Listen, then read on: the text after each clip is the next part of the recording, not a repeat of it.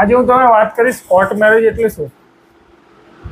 સામાન્ય રીતે બધાના મગજમાં એવું હોય કે કોર્ટ મેરેજ એટલે કોર્ટમાં લગ્ન કરવાના હોય, પણ હકીકતમાં કોર્ટ મેરેજમાં કાયદેસર રીતે સમજી લો કે તમે બંને હિન્દુ છો તો તમારે મેરેજ બ્યુરો અથવા તો મહારાજની રૂબરૂમાં એની વિધિ કરવાની હોય.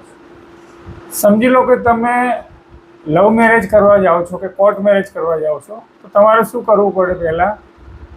પહેલાં બંને છોકરા છોકરીની જે ઉંમર છે, છોકરીની ઉંમર 18 વર્ષ, છોકરાની ઉંમર 21 વર્ષ, એ બંનેના સ્કૂલ લિવિંગ સર્ટિફિકેટ, બંનેના આધાર કાર્ડ અને બંનેના સાક્ષી, આ પુરાવા બહુ જ અગત્યના છે. એટલા માટે કે જે સ્કૂલ લિવિંગ સર્ટિફિકેટ હોય છે એની અંદર બંનેની જન્મ તારીખ લખેલી હોય છે.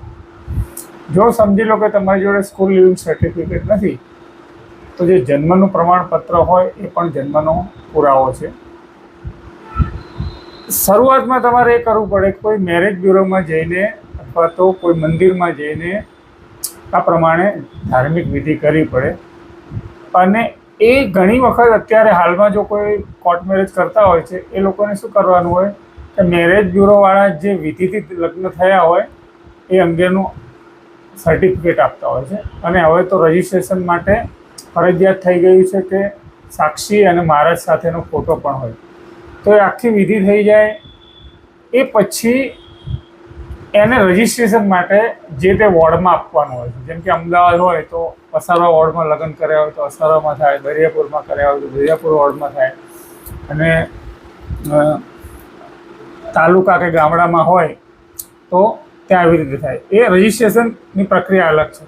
એટલે બે પ્રકારના સર્ટિફિકેટ મળે, એક તમને મેરેજ બ્યુરોનું મળે અને એક સર્ટિફિકેટ ગવર્મેન્ટનું મળે.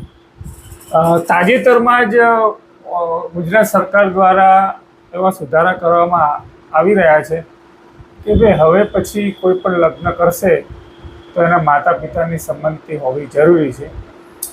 એના માટે આગળ આપણે વિગતે વાત કરીશું, પણ અત્યારે હાલમાં હું તમને એ જ સમજાવવા માગું છું કે કોર્ટ મેરેજ એટલે મેરેજ કોર્ટમાં નથી થતા. કહેવાય છે કોર્ટ મેરેજ, લવ મેરેજ, પણ એની પ્રક્રિયા એવો હોય છે કે પહેલાં મેરેજ બ્યુરોમાં વિધિ થાય અને એને રજિસ્ટ્રેશન માટે મૂકવાનું હોય છે.